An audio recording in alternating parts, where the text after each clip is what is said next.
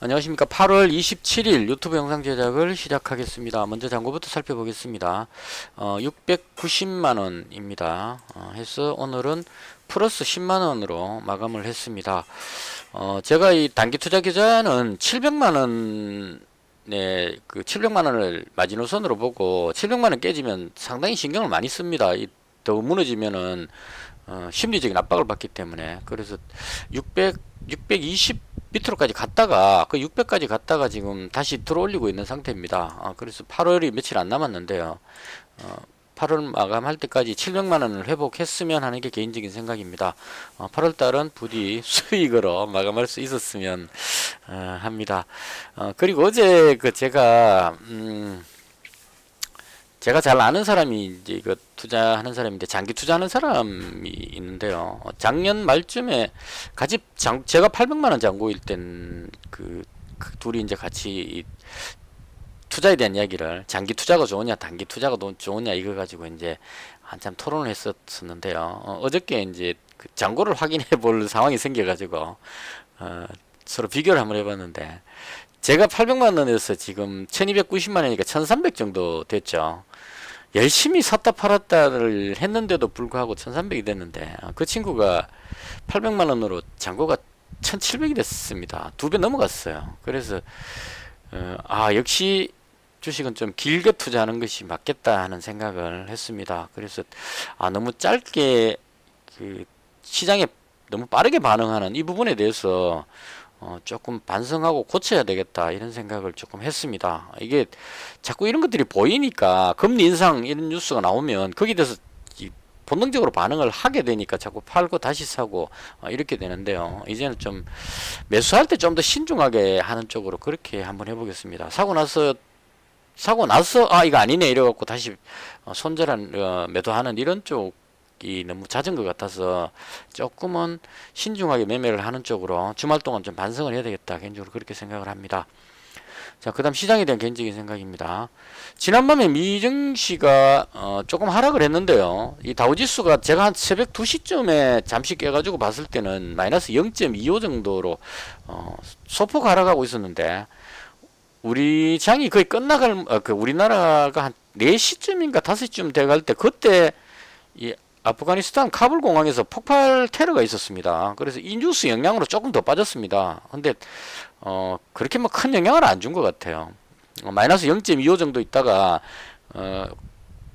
테러 발생 뉴스 나오고 나서 끝날 때쯤이었기 때문에 마이너스 0.54로 마감을 했다 이렇게 보시면 될 것 같고, 이 테러 부분은 시장에 그렇게 뭐 악재로 작용할 것 같지는 않습니다. 왜냐하면 탈레반이 공격을 한 것 같으면 미국 입장에서 이제 그냥 철수할 수가 없죠. 다시 공격을 해야 되는데 이건 IS 테러범들이 했는 일이기 때문에 탈레반이 테러범을 또 IS를 별로 안 좋아한답니다. 그래서 숨어있던 IS 테러범이 했는 일이기 때문에 이걸 가지고 그 미국이 아프가니스탄에 뭐 탈레반을 공격할 수 있는 그런 상황도 아니고, 그래서 일단 현재 상황은 그 8월 말까지 철수를 해야 되기 때문에 아프간 국민들하고 그 미국 관계되는 사람들이 전부 다 지금 그 철수하느라고 정신없죠. 그래서 이 8월 말까지는 철수하는 데 집중하는 그런 걸 할 것 같고, 철수가 다 끝나고 나면 미국에서 이제 IS 본거지 같은 이런 곳에 뭐 드론을 이용해 가지고 대대적인 그 보복 공격 이런 것들을 할 것 같습니다. 근데 그 부분이 뭐 전쟁으로 가는 게 아니고 테러범 소탕 뭐 이런 쪽으로 가기 때문에 선별적으로 이렇게 집중해 갖고 공격을 하니까 이게 정시에 그렇게 큰 악재가 될 것 같지는 않습니다. 예전에 이라크 전쟁 터졌을 때를 예를 보자면 이라크 전쟁 터지기 바로 전에 주가가 좀 빠졌는데 전쟁 터지고 나서 주가가 급등했습니다. 급반등했습니다. 이게 저도 그때 참 이해가 안 됐는데, 이라크 전쟁이 시작됐다 이러는데 그 시작되기 전에는 많이 빠졌죠. 왜냐하면 전쟁이 일어날 것 같다는 생각 때문에 빠졌는데, 그것도 심하게 빠지지도 않았던 것 같아요. 빠졌는데 이라크전이 발생했다 그러고 나서부터 오르기 시작해갖고 전쟁 조금 지나고 나서는 급등해서 상승해 버렸습니다. 그래서 그때 이유가 이제 이 전쟁은 금방 끝난다, 미국이 압도적인 우위를 가졌기 때문에 이런 쪽으로 해서 그 투자하는 사람들이 근데 정보가 빠른 것 같아요. 그래서 진짜 그 뉴스에 나오는 것보다 더 빠르게 주가가 먼저 반영을 하고 곧 끝날 것이다 했는데 진짜 곧 끝나버렸습니다. 그래서 처음에 이제 뉴스 듣는 입장에서는 이라크에 뭐 탱크도 많고 이렇기 때문에 시간이 걸릴 것이라고 예상을 하면서 봤는데 그 아주 짧은 시간에 미국이 이미 다 이제 그 이겨놓고 들어간 전쟁이었다 이런 식으로 반응하는 것 같습니다. 그래서 이 테러 폭발 이 부분은 정치에 영향을 거의 안 줄 것 같다 이렇게 보면 될 것 같고 시장에서 지금 염려하는 부분은 파월 연준 의장이 그 어떤 연설을 하느냐 긴축에 대한 어떤 멘트를 하느냐 여기에 집중하는 것 같습니다. 그래서 이 부분에 조금 신경을 써야 될 부분이고 그런 부분으로 인해서 미국 증시가 혹시나 긴축 이야기 나올까 싶어서 조금 조심하는 단기간에 너무 올랐으니까요. 이익 실현하는 모습이 나왔다. 이렇게 정리하면 될 것 같습니다. 그래서 보시면 다우지수 하락하긴 했는데 아직까지 뭐 자리는 잘 지키고 있는 것 같고요. 나스닥은 최근에 너무 많이 올랐기 때문에 그 부분에 대해서 이제 이익 실현 매물이 나와서 약간 내려왔다 이렇게 보면 될 것 같습니다. 그래서 현재까지는 시장에 특별한 악재가 보이지는 않는 것 같고요. 미국 선물 지수도 오늘 장중에 거의 한 플러스 0.25나 3 정도로 상승하고 있었기 때문에 미국 증시는 현재까지는 양호해 보인다 이렇게 보면 될 것 같고요. 국내 증시도 그 어제 금리 인상을 했기 때문에 그 부분이 어떻게 반영될까 해서 좀 긴장해서 봤는데 잘 버틴 것 같습니다. 코스닥 지수는 0.17% 상승했는데 코스피 지수는 코스닥이 0.3% 정도 상승했습니다. 오늘도 마찬가지로 5분봉입니다. 장 초반에 외국인들이 한 1,400억까지 매도를 했었어요. 그래서 눌렀는데 이건 물량을 다 받아내니까 이제 더 이상 그 아래쪽으로 배팅하기 좀 어렵죠. 물론 던질 물량이 별로 없으니까 대부분의 주식이 개인들한테 있으니까 한 1,400억 매도했다가 안 되겠다 싶으니까 이제 매도를 줄이면서 위로 다시 올라가는 그래서 반등이 나오는 그런 모습으로 끝이 났습니다. 그래서 일단 오늘 이 흐름으로 봤을 때 금리 인상에 대한 우려감 부분은 이제 시장에 반영됐다 이렇게 봐도 될 것 같고요. 이제 해외 증시에 연동해 가지고 오늘 금요일인데도 불구하고 지금 상승으로 찍힌 것은 시장이 상당히 강하다 이렇게 보면 될 것 같습니다. 그래서 개인적으로 이런 정도면 이제 위쪽으로 봐도 되지 않을까 밑으로 내려오려는 그 하락 압력은 어느 정도 소화한 것이 아닌가 이렇게 생각을 하고 여기서 꼭 주의해야 될 점은 연준 의장이 어떤 말을 하느냐에 따라서 완전히 달라집니다. 연준 의장이 긴축 이야기를 해가지고 미증시가 급락해 버린다면 바로 돌아서 갖고 또 떨어질 수 있으니까요. 그 부분만 아니면 큰 악재는 없을 것 같다. 개인적으로 그렇게 정리를 하겠습니다.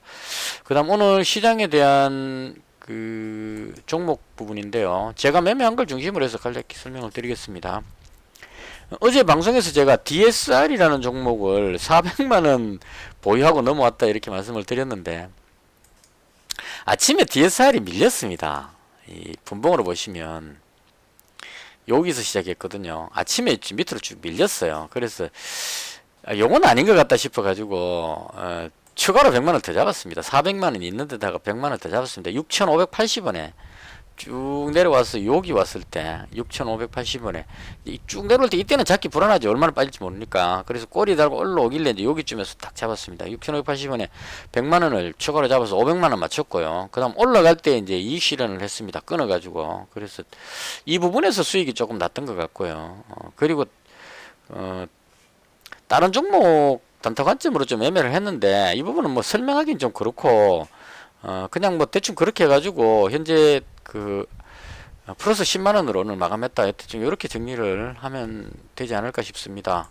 그래서 일단 그 오늘 장에 제가 또 가장 그 관심 있게 봤던 게 홍준표 관련주입니다.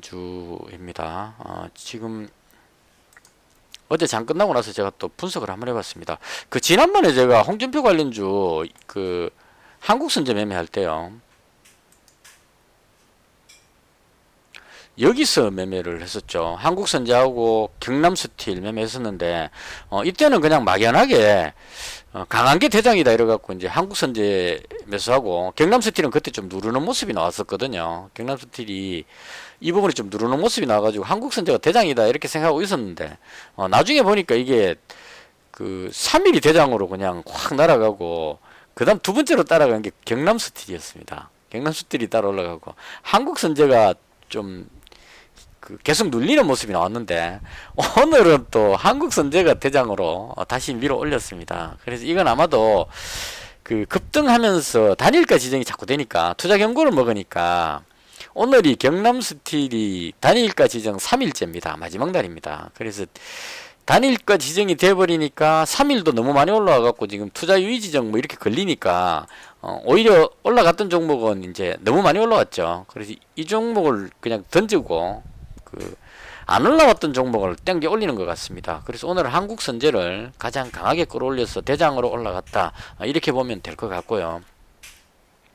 그래서 저 나름대로 정리를 한번 해봤습니다. 이 투자할 때 강한 게 대장이다 이렇게 하고 하니까 세력들한테 자꾸 휘둘리는 것 같아서 구체적으로 하나씩 정리를 해봤습니다. 홍준표 관련주를 네이버에서 검색해갖고 한번 찾아봤습니다. 그래서 제가 찾은 걸 참고로 한번 보여드릴게요.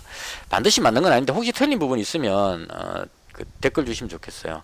3일이라는 종목이 강했던 이유는 이 3일에 지금 19대 대선 때 총괄 본부장을 역임했답니다. 강석호라는 강석호 전 의원이, 그러니까 홍준표 의원이 19대 대선에 출마했었기 때문에 그때 대선 총괄 본부장을 역임했기 때문에 상당히 대선과 관계되는 사람이죠. 근데 이 강석호 전 의원이 이 3일이라는 회사에 고문으로 있답니다. 그리고 이 고문이 중요한 게 아니고 강석호 고문의 아버지 강신일 씨가 3일그룹 창업자랍니다. 그리고 아들이 지금 현재 상무로 재직하고 있고, 그러니까 그 집안의 회사다 이렇게 보면 되겠죠. 그래서 홍준표 관련주에 상당히 관계되는 회사다로 생각을 하고 급등시킨 것 같아요, 초기에.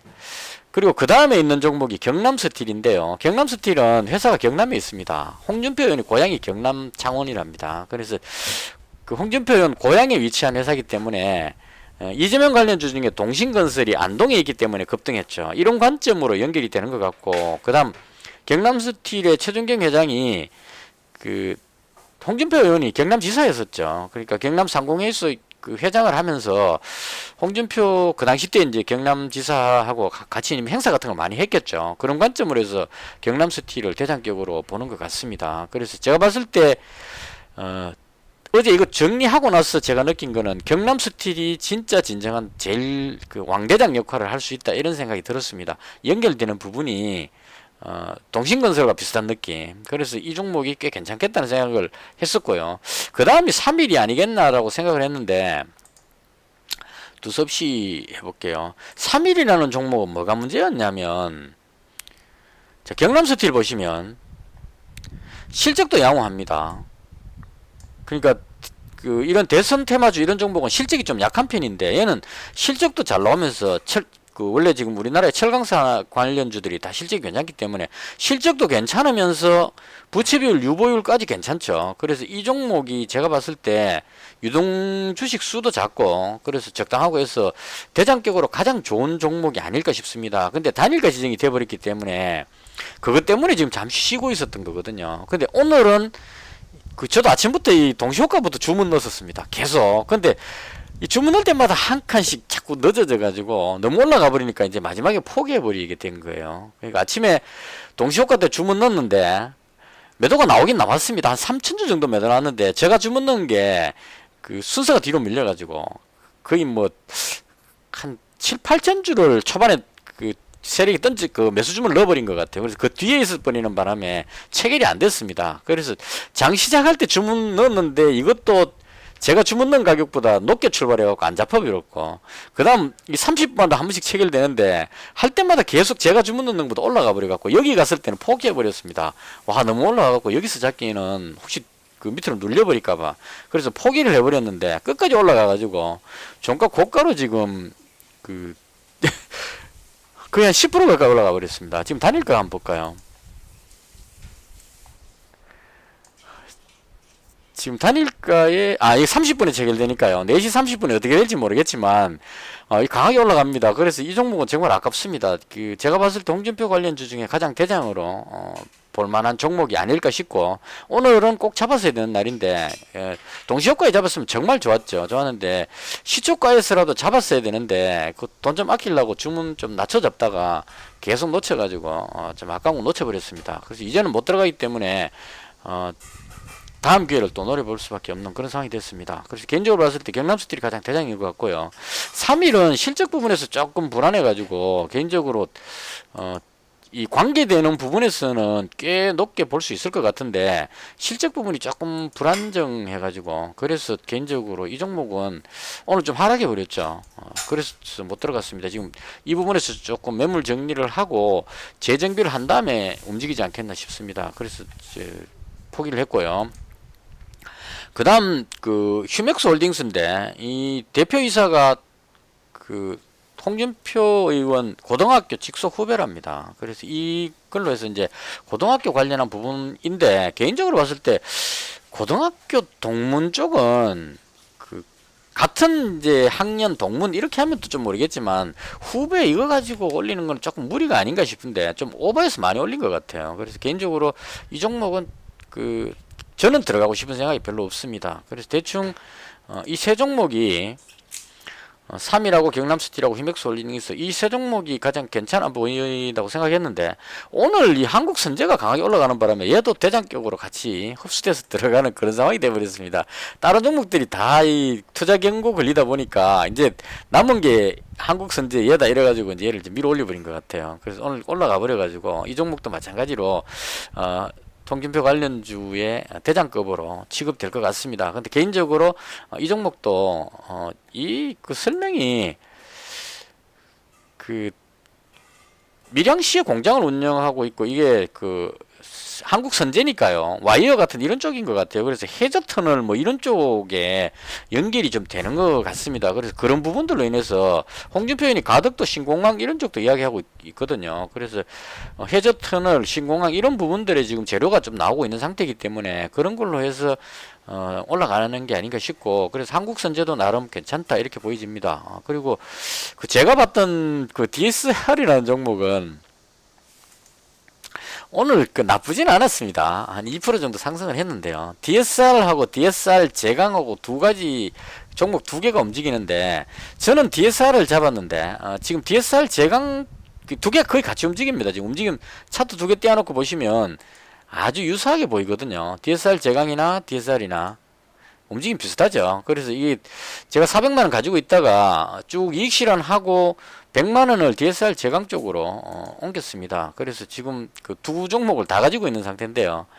이 종목은 어제 방송에서 말씀드렸는데 이 홍준표 의원이 남양홍씨랍니다. 그래서 네이버에 검색해 봤는데 남양홍씨가 우리나라에서 한 46만 명 정도 있다고 하는데요. 일단 좀 특이한 성씨 쪽 이런 쪽은 같은 족보라는 차원으로 올라갈 수도 있지 않을까. 왜냐하면 파평윤 씨의 그 깨니 능률이 그랬기 때문에 그런 관점으로 잡았는데요. 이 종목은 또 원래는 유승민 관련주로 분류가 되어 있습니다. 그래서 개인적으로 봤을 때 오늘은 한국선제는 너무 많이 올라가 버리고 못 따라갔고 경남스틸은 정말 잡고 싶었는데 놓쳐버렸기 때문에 포기를 했고요. 그 DSR은 현재로서는 홍준표 의원이 지지율이 높기 때문에 홍준표 의원 쪽으로 집중이 되고 있는데 유승민 의원도 또 언제 치고 올라올지 잘 모르는 그런 상황이기 때문에 지금 3일기업공사가 안 빠지고 자리를 어느 정도 지키고 있죠. 그래서 유승민 관련주 플러스 홍준표 그 혈연 관련주라고 표현해야 되나요? 그런 관점이기 때문에 DSR도 한번 좀 더 지켜봐야 되지 않을까. 오늘 많이 못 올라간 거는 그동안 지금 너무 빠르게 많이 올라왔죠. 이렇게 올라오면 좀 쉬어야 됩니다. 실제로. 며칠 쉬고 나서 그 다음에 이제 힘을 비축해 갖고 올라가야 되는 거지. 여기서 계속 올라가면 여기서 가지고 있던 사람들이 이익 실현해 버리기 때문에 그 물량 소화하기가 쉽지 않을 겁니다. 그래서 그런 관점으로 오늘 좀 쉬었다 이런 정도로 정리하면 될 것 같아요. 그래서 개인적으로는 경남스틸은 아깝지만 DSR하고 DSR 제강 이 두 종목은 현재 조금 더 길게 가져가 볼 생각으로 가지고 있습니다. 그리고 오늘 그 제가 추가로 매수했던 종목 그냥 간단하게 설명드리겠습니다. 코프라인데요. 자동차 부품 관련해서 그 전기차 쪽에 자동차 경량화 이런 쪽으로 해서 플라스틱 관련한 그 회사인데요. 이 실적이 괜찮아서 들어갔습니다. 코프라. 지난번에도 여기 있으면 하다가 정리했었는데 좀 어느 정도 내려왔길래 다시 잡았습니다. 그 2분기 때 실적이 꽤 잘 나왔어요. 그래서 전년 비해서 실적이 상당히 잘 나오고 있고 마찬가지로 기업 탄탄하고 유동 물량도 그렇게 많지 않은 그런 상황이라서 코프라 잡았고요. 그 다음 코스메카 코리아는 제가 꼭 잡고 싶었던 종목입니다. 화장품 관련주인데 아직까지 코로나가 진정되지 않아서 조금 염려스럽긴 합니다. 우리나라에 현재 코로나 확진자가 어제 나온 숫자가 1840명 정도인데 2200명씩 나오다가 좀 줄었죠. 그래서 요것만 조금 진정되면 지금 1800명인데 한 1600명 1500명 밑으로만 내려오면 탄력받아서 올라가지 않겠느냐 그 생각이 듭니다. 그래서 코스메카 코리아 한번 잡아봤고요. 그 다음 웅진이라는 종목인데요. 이 종목은 윤석열 관련주로 분류가 됩니다. 근데 오늘 보시면 윤석열 관련주가 완전히 무너지는 게 아니고 어느 정도 지키고 있거든요. 그래서 이 부분은 약간의 그 보험 성향으로 들었습니다. 지금 홍준표 관련주 쪽으로 사람들이 아주 집중을 하고 있는데요. 만약에 지금 그 지지율을 못 좁히게 된다면 물론 이제 뒤에 가면 토론회를 하고 하면 바뀌겠지만 당장 봤을 때 현재 윤석열 전 총장이 야권의 그 국민의힘의 그 지지율 1위이기 때문에 지지율 현재 1위인데 이 역전되지도 않았는데 여기서부터 1위를 포기하기는 또 좀 아깝다 이런 생각이 들어서 만약에 그 주말 동안 지지율 조사 나왔는데 윤석열 전 총장이 지지율이 그대로 견고하게 잘 나온다 그러면 윤석열 총장 관련주가 오히려 올라가고 홍준표 관련주가 밀릴 위험성도 있다 이런 생각이 들어서 보험 차원으로 그냥 혹시나 하는 생각에 100만원치만 잡았습니다. 이렇게 잡았던 이제 또 하나 이유는 웅진도 실적을 봤는데요. 이 회사 웅진그룹이 그 좀 경영난을 겪다가 정리가 좀 됐던 것 같아요. 그래서 영업이익하고 순이익을 봤는데 2분기 때 상당히 잘 나왔기 때문에 이런 연유로 해서 실적만으로도 좀 올라가지 않겠느냐 이런 차원으로 일단 100만원을 잡았습니다. 그리고 DSR 제강은 아까 설명드렸고 그 다음 태경비키인데요. 이 종목은 그 탄소 중립 쪽으로도 연결이 되고 돼지 열병 쪽으로도 살짝 연결이 되는 것 같아서 잡았습니다. 이거 제가 지난번에 여기서 잡았다가 중기 투자로 잡았다가 여기서 이익 실현했었습니다. 그래서 보통 한번 먹어본 종목은 다시 내려오면 또 그 욕심이 생기죠. 그래서 다시 한번 잡아봤습니다. 이렇게 해서 오늘 전부 매수를 했고요. 그렇죠. 다 매수를 했는 상태고요. 그 다음 그 중지 투자도 종목을 편입을 했습니다. 금리 인상 우려가 어느 정도 해소되는 느낌이 들어서 일단 이글벳, 태경BK, 코스미카 코리아, 코프라인데요. 아까 그 단기 투자하고 종목이 좀 중복됩니다. 대부분 다 차이 나는 게 하나 있는데 이글벳이죠. 요 회사도 마찬가지로 돼지열병 관련주인데요. 실적은 무난하게 조금씩 상승하고 있고 이걸 한번 봤습니다. 주봉으로 제가 봤는데요.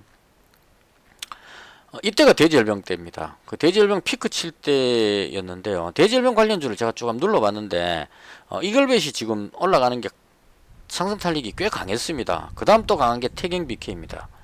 아주 강하게 올라갔죠. 그래서 돼지열병이 본격적으로 확산되면 생석효 관련이지. 그래서 태경BK 그 다음 그 이글벳 우진비엔지도 좀 강하게 올라갔는데 이 종목은 뭔가 좀 찜찜해서 포기를 했고요. 그 다음 제일바이오는 의외로 좀 혼란하게 움직입니다. 이거 동물구충제 관련해서 막 움직이고 있어서 그래서 요즘 동물구충제 얘기가 많이 나오죠. 미국에서 동물구충제를 많이 먹는답니다. 코로나 치료하려고. 그래서 그런 부분이라서 좀 혼란스럽고 해가지고 개인적으로 강원도의 농가에 돼지열병이 3군데째 나왔답니다. 그래서 이런 추세로 가면 점점 짧아지고 있죠. 그래서 이걸 너무 또 가볍게 보다가 확산하는 그런 상황이 생길 수도 있지 않겠나 하는 생각이 듭니다. 그래서 돼지열병은 조류독감하고 조금 다르다고 봅니다. 만약 확산하면 그게 방어하기가 상당히 쉽지 않을 겁니다. 현재는 강원도 쪽에 있는데 그 뚫고 넘어오면 경상도 쪽이나 충청도 쪽으로 바로 넘어오죠. 그래서 산이 많기 때문에 철책으로 방어가 안 될 겁니다. 그래서 그런 차원으로 뭐 태경BK는 탄소 중립 이쪽으로도 지금 상당히 유망하기 때문에 잡았고요.